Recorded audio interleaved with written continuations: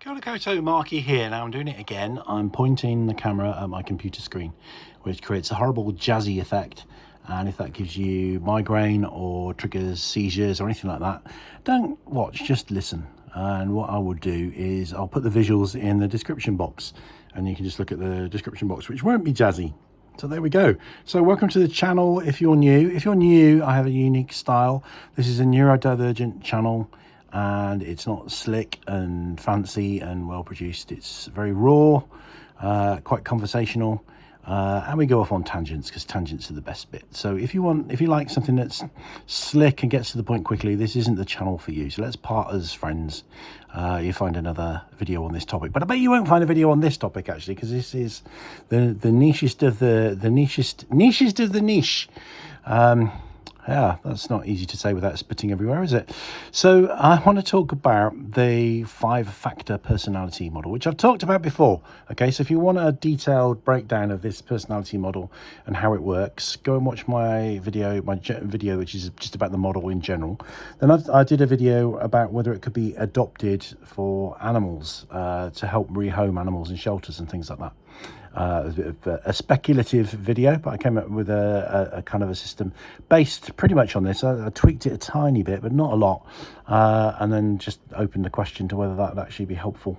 Although animal rehoming charities may have their own system, they probably do. They don't need people like me telling them what to do.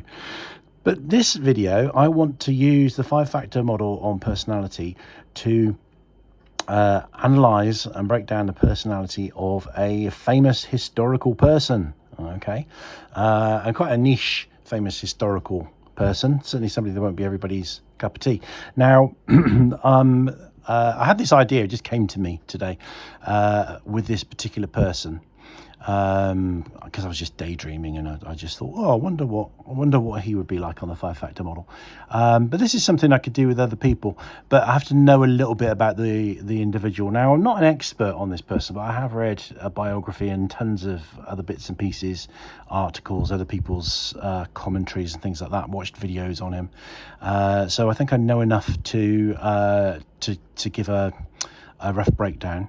But if you're an expert on this person, and you want to chip in the comments, please do, because I won't necessarily have it all right. So the person that I want to do tonight, Matthew, I want to do Aleister Crowley. Now you might be jumping up and down saying it's Crowley, not Crowley. Well, I pronounce it Crowley because he rhymed it with holy in one of his poems. Now, some people say he's a really bad poet. I haven't actually properly read his poems. I think it was probably something that was quoted in a documentary or something. So maybe it was just a bad rhyme on his part, and it is Crowley, but I say Crowley. You say tomato, I say tomato, okay? And I'm going to call him, though I might slip into calling him Crowley, because I always used to call him that, and I always think of the Ozzy Osbourne classic, Mr. Crowley, as well, which is pronounced Mr. Crowley. So yeah, just don't get hung up on the pronunciation, okay? Just let it go. Relax. Okay, so for those of you who don't know who Aleister Crowley was, I have done a video on him. Everyone says he's a Satanist and a black magician and stuff like that, and he was a dark character, and we're going to go into his character, and he went into some dark things, but he also went into some light things as well. And he studied yoga, and he believed that we should all connect with our holy guardian angel. So to call him a Satanist is not correct, although there was some, I'm not sure what the source is, but there was some talk that his holy guardian angel, known as Aiwass, was also known as Satan. So maybe he was a Satanist in a way, but not a Satanist not a devil worshipper. And watch my video on Satanism as well, because very few Satanists are devil worshippers. It's one of those interesting, what's the word? Not paradoxes, contradictions. So Crowley, well, let's talk about Crowley as we go through the categories. So the 5-factor model, I'll explain it briefly. Sometimes known as the O.C.E.A.N model, that's an acronym. So it is what it says on the tin. It's looking at personality through 5 different domains, or 5 different factors as they call it. And what you get if you you can do questionnaires on this. There's free questionnaires available. There's another source for this that I found recently called IRD Labs, and they've got a whole bunch of questionnaires, including this one. And there is a source like Truity is the other source of a questionnaire that I use. Now Truity, when you do the questionnaire, they'll give you all your scores. So what you should get when you do the questionnaire is 5 percentage scores. And they'll give you all 5, but they will only give you a breakdown of, I think, 2, and then you have to pay as a paywall for further analysis. But if you watch my video on my general video on the 5-factor model, you might have enough information to give yourself to score you to make sense of it yourself, so you don't have to pay that extra amount of money. Not that I want to do Truity out of honestly earned payment, but if I can save my lovely viewers and followers some money, then that's always nice. So this model of personality, so it's different to other models, like for example the Myers-Briggs, which I've been talking about recently. The Myers-Briggs is a theoretical model. It's based on Jung and his theory of personality types, and basically you try and work out and you have a letter score rather than a number score. So for example, I am an INFP, I think, or possibly an INFJ. Most of my channel viewers have probably fall into similar categories, and I don't know if I could even remember it now. So the I think it's introvert, intuitive, feeling, and the I can't even remember. I'm not very familiar with the Myers-Briggs. It's something I've looked at recently, but I haven't got under my skin. Whereas the 5-factor model, I've done training in, and I can talk intelligently about the 5-factor model, which is what I'm talking about really. I'm just mentioning the Myers-Briggs for comparison. So the way that the 5-factor model is different to the Myers-Briggs is it's based on statistical information.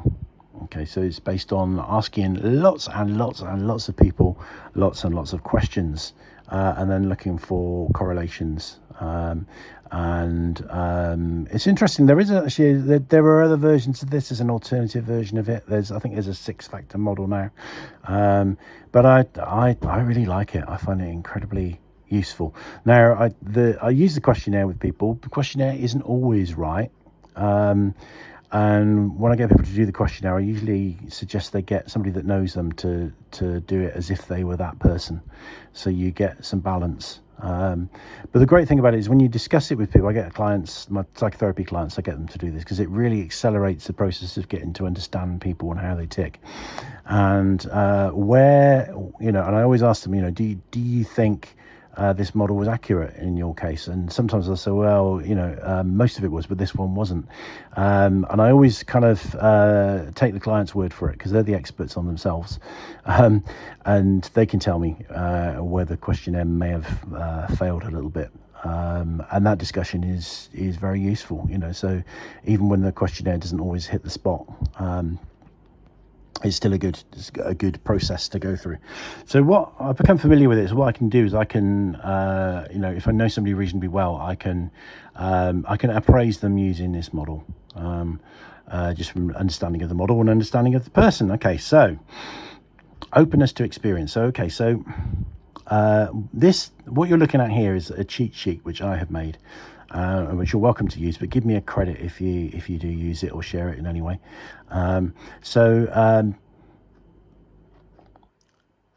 Each of these factors are broken down into facets, I've called it here. I'm not sure if that's the word that they use. And there are 6 facets for each category, but also for ease of use, they've broken it down into 2 broad categories as well. And that's the way I normally use it.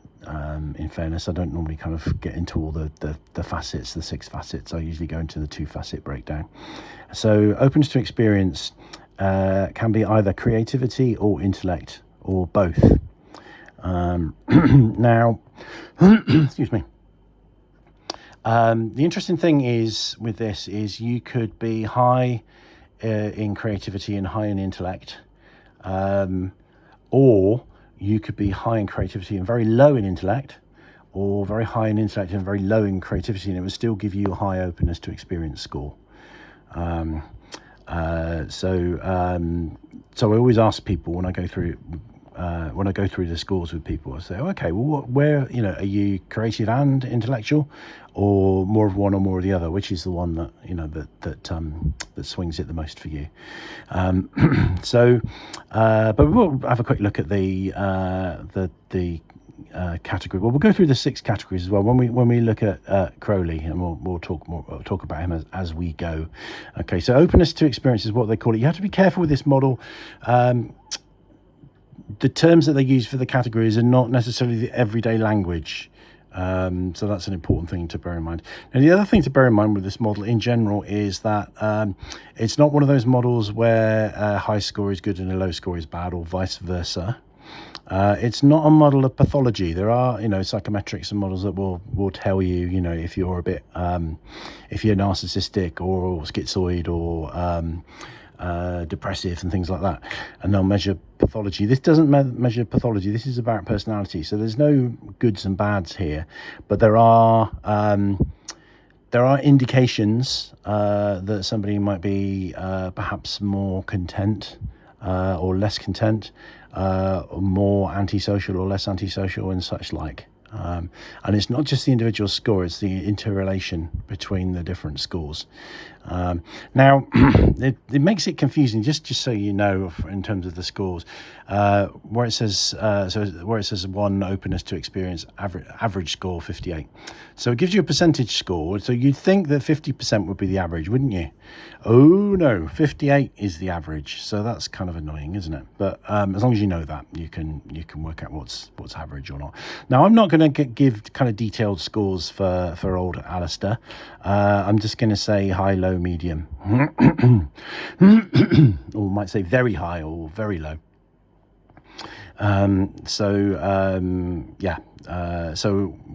you know, we're dealing with approximations. If I knew him well, you know, I might venture being a bit more precise, and certainly if we had the advantage of filling out the questionnaire on his behalf, which kind of could do, but the questionnaire is kind of based in the modern world, and Crowley was essentially a Victorian, so he crossed the century, and I think he died shortly after the Second World War, so he spanned 2 centuries, but he lived in a very different world to the world we live in today, so the questionnaire wouldn't work anyway. So so broadly speaking, I would say, so let's talk a bit about Crowley. So Crowley was famous for being an occultist, but he was many other things. He was a novelist and a poet. He was allegedly a propagandist, and not necessarily for the British. He was British. He was the child of he was a child of quite a wealthy family. And you know, effectively inherited the equivalent of what would be $1 million today. Sorry, I've got a frog. I've been eating nuts and it's sticking in my throat. And he came from a very evangelical Christian background, which he kind of rebelled against. He was a very cruel man. We'll get into that later. He was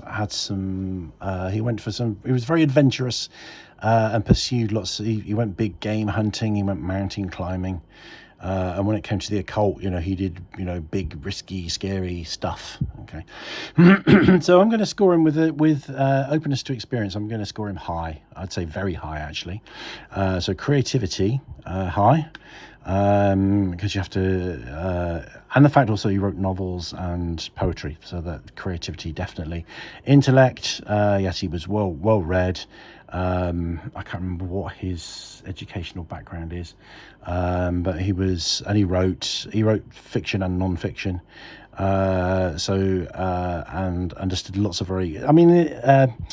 the occult societies and materials of the day weren't for lightweights. You know, they were quite not only complex in many ways, but the way things were written, you know, they were intended for people with high intellect, and I think probably deliberately so, to exclude to exclude people. They wanted kind of the great and the good, really, to be involved in these occult and esoteric societies, not the riffraff, as it were. So they wouldn't have dumbed anything down. And if you read some of the materials from some of these societies, like the Golden Dawn, which he was a member of, some of the stuff, the writings at the time are complex and not easy reading. Okay, so creativity and intellect. So I would score him very high. Now let's look at the 6-factor breakdown. So imagination. Now the reason that this list has got 2 descriptions with an oblique, what they used to call an oblique, now they call it a slash, but actually that slashy line, diagonal line, used to be called an oblique back in the day when people were more elegant. Crowley would have called it an oblique, I'm sure he would have done. So imagination stroke fantasy. Well, magic and occult work is, imagination is the tool, the mind, the imagination is the tool which that you use really with ceremonial magic and various occult traditions. So again, high. Artistic interests and aesthetics, yes, high. Emotionality and feelings, interesting, low. So this and adventurousness and action, high. So I talked about the big game hunting and the mountain climbing. Intellect and ideas. Well, he had ideas. He had he was a leader in his field, and lots of people followed after him. Liberalism and values. Now I can't remember the exact meaning of liberalism. I should have checked that beforehand. It's got a slightly different meaning to the day-to-day meaning. And values, well, no, not really. He wasn't somebody of great with great ethics. So that's interesting. So again, that kind of shows how you can be very low in some of these scores and high in others and still get a very high score. So let's look at those 2 ones that I thought he was low in. So number 3, emotionality and feelings. So he meets the profile of possibly a narcissist, as in narcissistic personality disorder, and definitely a psychopath. Which psychopathy is an extreme form of antisocial personality disorder, and it's characterized. Both are characterized by not having emotional empathy and shallow affect, they call it. So not a great depth of emotional feeling, which is actually why sometimes people who have that profile are adventurous, because they crave high excitement, because they're numb on lots of levels. They're kind of empty inside and numb, so they'll go for kind of extreme things in order to feel something. And values, well, he went against all the values of his day. Now, values have changed a lot since then. So he was called the wickedest man in the world, I think, by a journalist. He wasn't by any means. Crowley was a nasty piece of work. No 2 ways about it. But he was nowhere near the wickedest man in the world. I mean, as far as we know, he never killed anybody. Not directly. Lots of people that associated with him committed suicide, which often is the way with narcissists and psychopaths. Hitler had, I think was it 2 or 3 girlfriends who committed suicide? I mean, if it's only 2, that's pretty bad. I think it might actually be 3. So people did commit suicide around Crowley. So I'm not making a case for him being a nice guy. Okay. I had somebody get very cross with me once. They visited my house and saw my bookshelf, and they were a cat lover, and they took issue because Crowley was famous for killing cats. Apparently he wanted to test out, I'm not sure if this is true or not, he wanted to test whether this was when he was young, whether cats really did have 9 lives. So he attempted to kill a cat through various means. But I pointed out to this person that I've actually got I've got twice as many books on cats as I have on Crowley. So I'm not an apologist for Crowley, I just find him interesting. And as a psychotherapist, and I work in, part of my work involves forensic work. It's very useful for me to study psychopaths and narcissists. So yeah, so low in liberalism and values, low in emotionality and feelings, but high in all those other things. So high in openness to experience. And I think there's an argument that people who are involved in to be involved in something like in the occult and magical world, you've got to be very imaginative and open. It's not really something for somebody with a closed mind. So somebody that's low in openness to experience, they would say that anything to do with the occult is absolute stuff and nonsense, to use a nice old-fashioned phrase that Crowley may have used or been familiar with.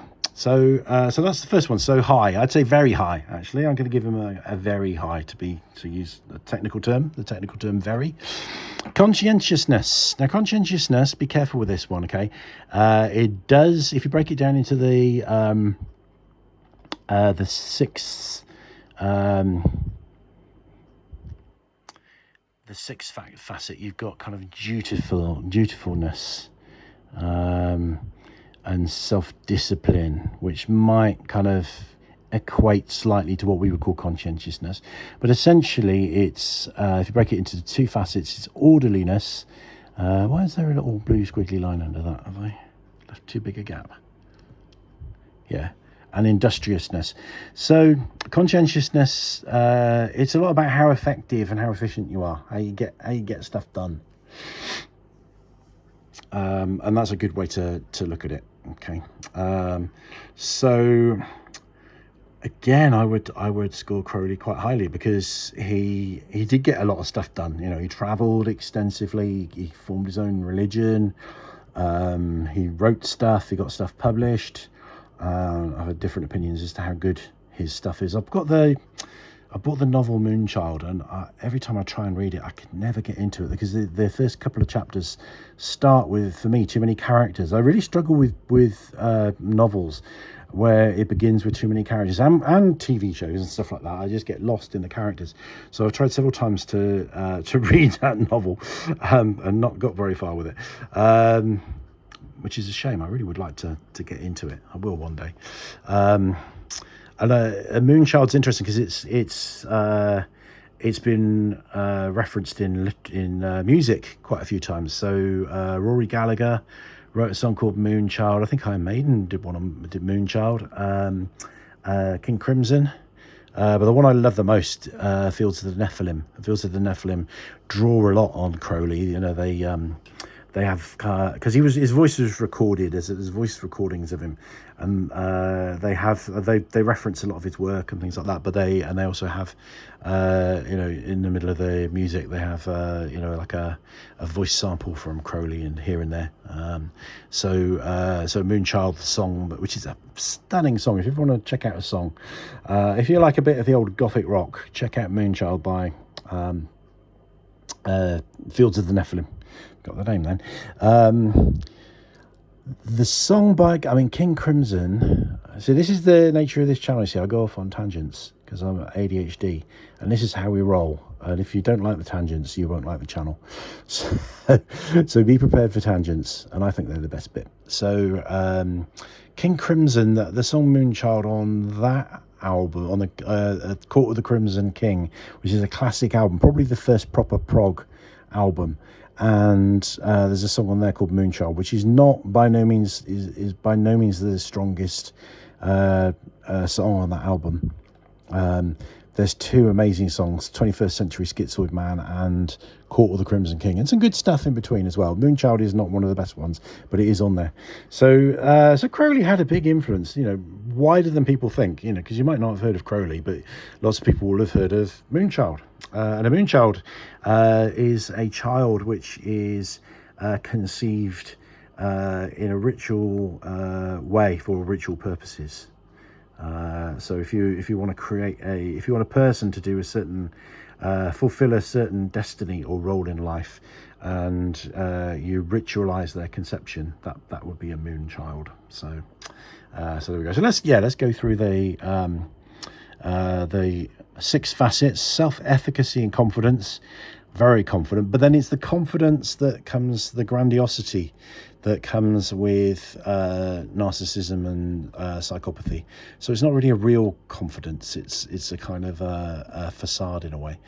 Orderliness and order, stroke order. Sorry, I meant to explain the reason, and I went off on another direction. I meant to explain why there's an oblique or a slash in between the two words, and that is because there are two bodies that have ownership of this model, and they both have a slightly different approach. So sometimes they use the same term in the 6 facet breakdown, which is why, for example, 3, they both call it dutifulness, but and number 5, they both call it self-discipline, but number 6, one calls it cautiousness and the other calls it deliberation. And they're always pretty much the same thing, really, or they're very closely connected.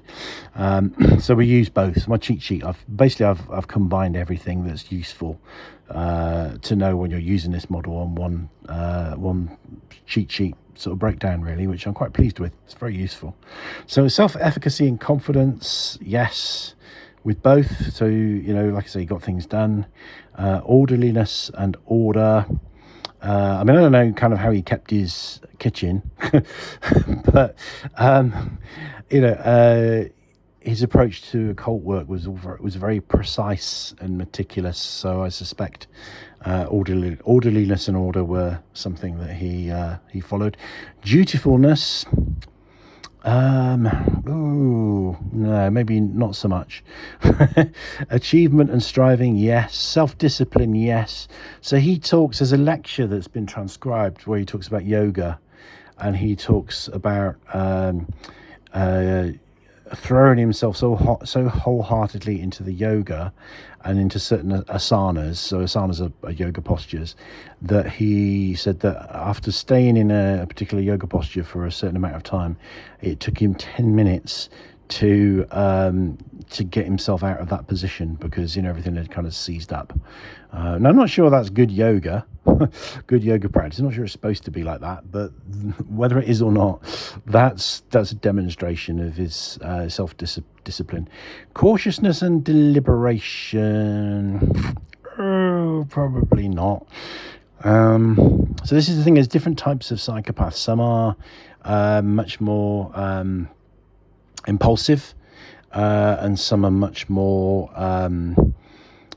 generally more kind of often more known as more manipulative. So the impulsive ones end up in jail, and the cautious and the ones that deliberate end up as the CEO of organizations.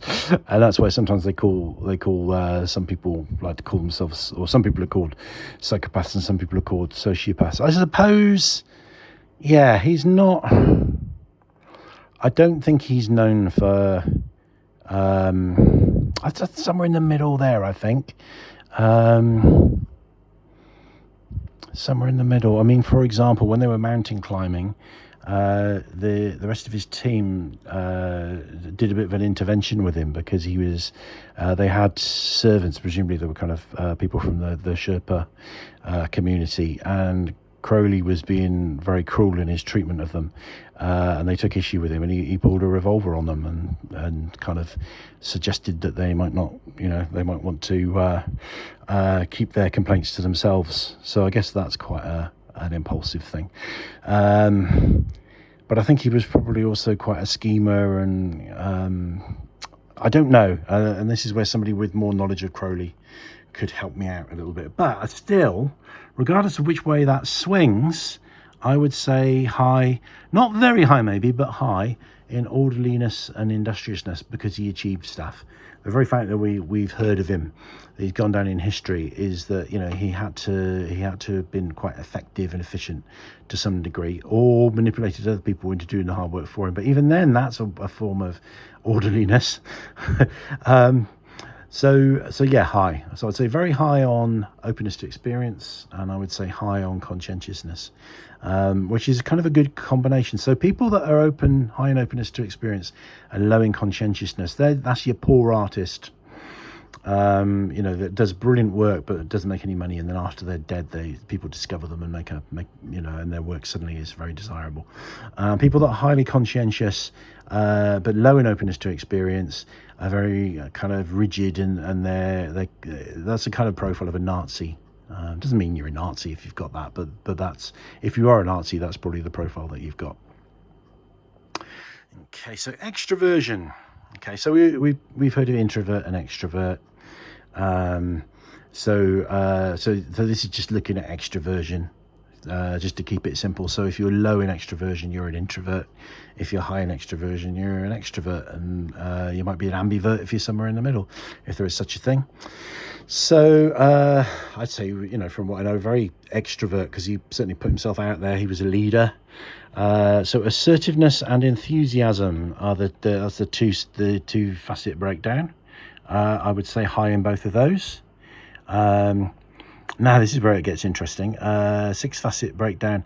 Number 1, friendliness stroke warmth. Well, psychopaths, people think that a psychopath might be cold and reptile-like, but actually the charm, a superficial charm, is one of the core elements of psychopaths and some narcissists. So I would say high in that. How genuine that is, you know, you could score it, you know, I'd probably say low in genuine warmth, you know, very little warmth, but perceived warmth, or the to be able to give the impression of warmth and friendliness, yes. Gregariousness, I would say yes. Assertiveness, yes. Activity and activity level, yes. Excitement seeking, very much yes. Cheerfulness and positive emotions, don't know whether he was a jolly old chap or whether he was more dour. I don't know, so I can't answer on that one. But I would say high in extraversion, not very high, but high, I would say. And again, there's, you know, element of guesswork in this. Now, agreeableness, this is where it gets quite interesting, because, you know, there's real agreeableness and there's the perception of agreeableness. So actually Crowley, I would say, very disagreeable, but when he wanted to be, which is probably a lot of the time, would appear very agreeable. So politeness, it's interesting, you break it into 2 things, politeness and compassion. So he would, I certainly heard tales of him being extremely polite and charming. He had no compassion for the Sherpa people, or his companions on the climb. He was used people like a commodity. So low in compassion, high in politeness, but a kind of probably a false politeness. So how do you score this? I think I'd be inclined to give like 2 scores, one for appearance and one for reality. So agreeableness, I would say I would score him as very high and very low. I'd put him on both poles for this, actually. But let's have a look at the 6 facet breakdown. Trust, probably not. Psychopaths and narcissists don't tend to trust very much. Morality and straightforwardness, no. Altruism, no. Cooperation, compliance, no. Modesty, no. Sympathy, tender-mindedness, no. So yeah, so that answers them really, doesn't it? So very low, I would say, very low agreeableness. But you know, to some people, other people scoring this, people that knew him and were at the receiving end of his silver tongue, might well score him the opposite.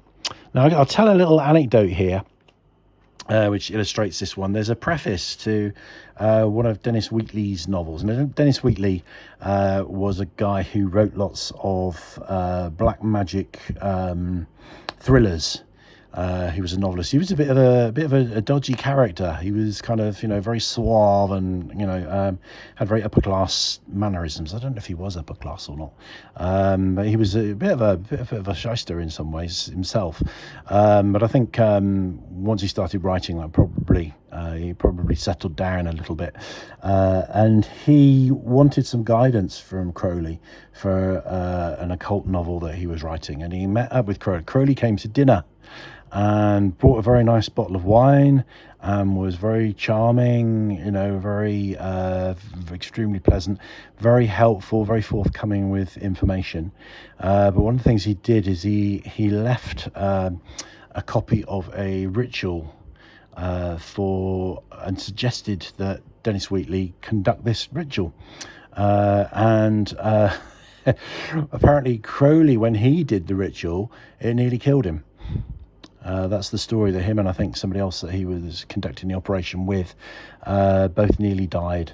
And you know, so so that's the kind of guy he was. Which so we come on to the fifth and final factor, neuroticism. So neuroticism, so basically neuroticism is based on neurosis. Mental illness is broken into, or was broken into, two categories: neurosis and psychosis. So neurosis are a whole bunch of conditions where you don't lose touch with reality, and psychosis is a bunch of conditions where you do lose touch with reality, basically. So neuroticism is, so losing touch, if you lose touch with reality, that would probably show itself in openness to experience. People who are very high in openness to experience can be off with the fairies, as in they might be gullible, or they might be daydream a lot, or they might actually be delusional and have hallucinations. You know, all of those things can probably be expressed in a high score of openness to experience. So neuroticism, so that's generally things like anxiety and depression and OCD and phobias and all those kinds of things. And it's boiled down in the two facet breakdown. It's boiled down between withdrawal and volatility. So withdrawal is things like depression is a withdrawn state, where you can't cope with the world and you have to withdraw, you have to back off, you go into yourself, if you like, you become quiet and subdued.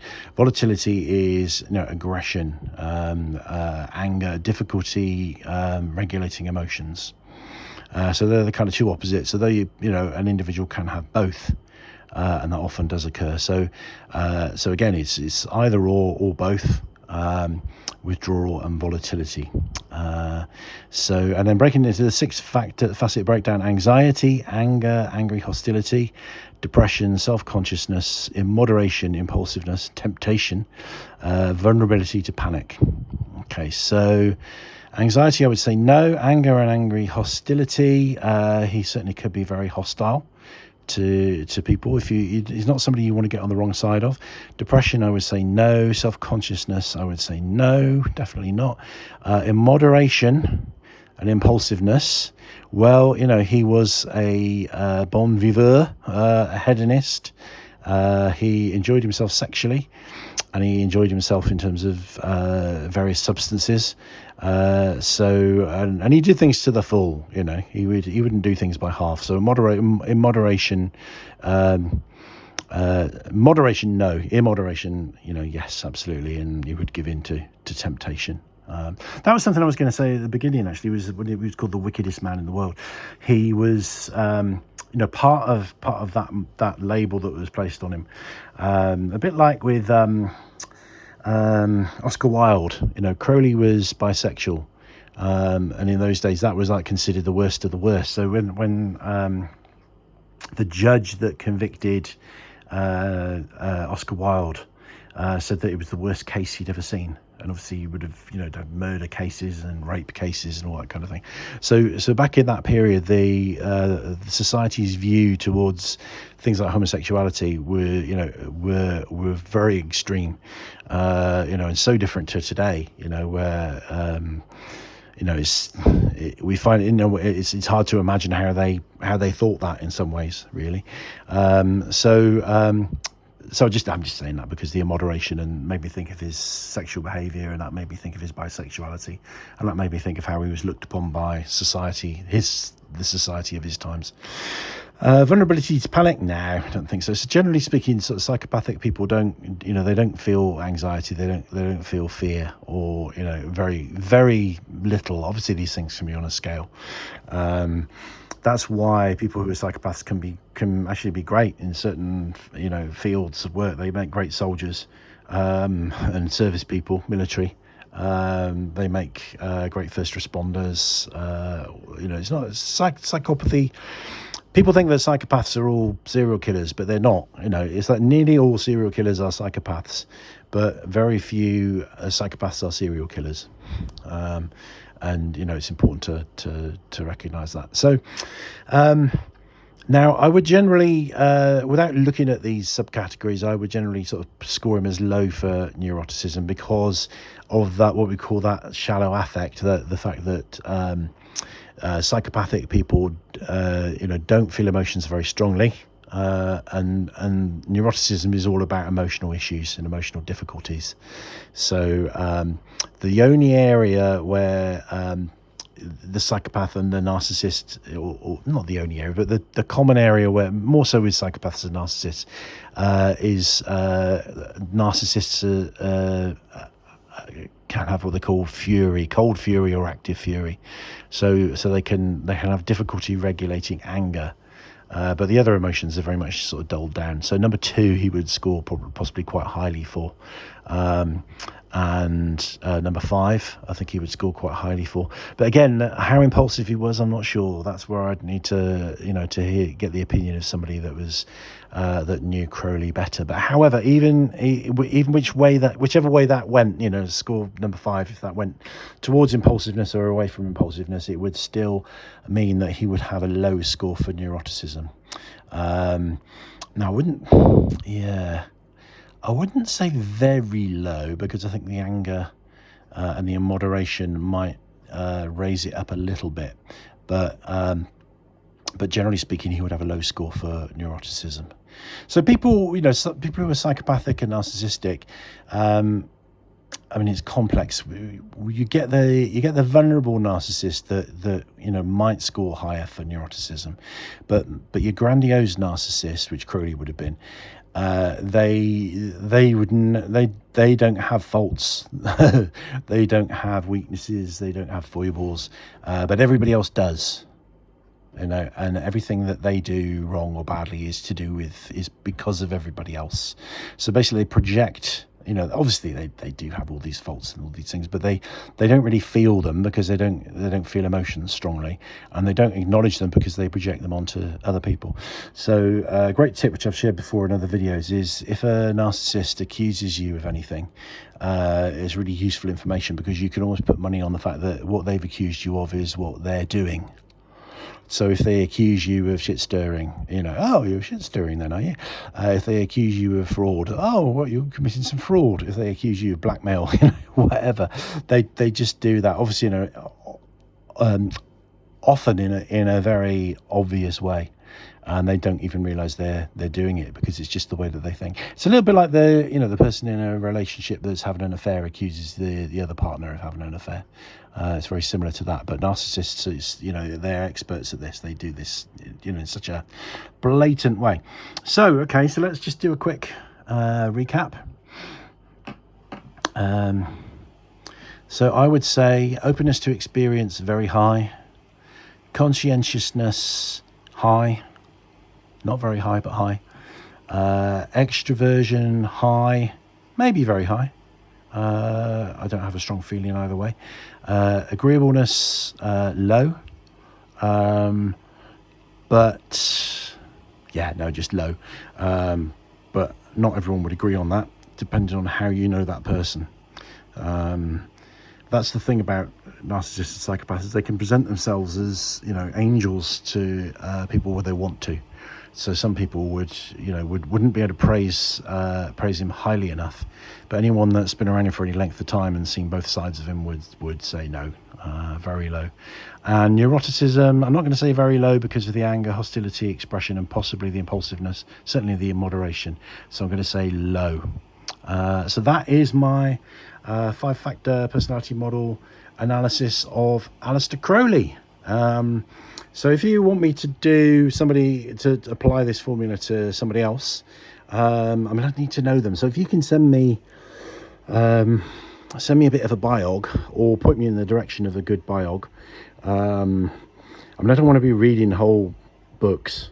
If it's somebody that I know reasonably well, and I just need to kind of bone up a little bit more about. But I'm open to the suggestion. that you might want to say, oh, Markie, what do you think about, I don't know, like I said, Oscar Wilde. What do you think, Oscar Wilde? So I know a little bit about Oscar Wilde. In fact, I've got a family connection with Oscar Wilde, but I wouldn't be able to do Oscar Wilde off the top of my head. I'd have to do some research. But I don't want to do what I'm saying. What I'm trying to say is I don't want to do hours and hours of research. If I can do research fairly efficiently, or you can kind of give me the salient points, then I'm happy to have a crack at somebody. And like I say, if you pick somebody that I know quite well, bingo, you know, that's great. I can have a go. So let me know what you think. You know, maybe you're familiar with the model, and you might disagree with my use of the model, which is fine. I'd be interested in your thoughts. Or maybe you know a lot more about Crowley than I do, which is highly likely. And you might want to say, well, no, actually, I think you miscalled it on this factor or this facet. I'd be very interested to know. Just be polite and nice about it. You know, these things should be fun to talk about. You know, we're not, you know, it's not life and death. I don't know why. Well, I do know why people are so bloody rude online. I've done videos about it, but it still kind of surprises me every time. But you know, politely and nicely engage with me, please. I like all that, and by all means disagree with me. I like that because it makes me think. You see, I don't learn by people just agreeing with me. I learn by people saying, you know, offering differing views. And let me know what you think about this. Would you like me to do more of this? You know, even if you haven't got a suggestion of somebody, there might be other people that I know that I've studied that I can apply this formula to in a video. So hope you enjoyed it. Thank you for watching. See you in the next one. Rangi Mario.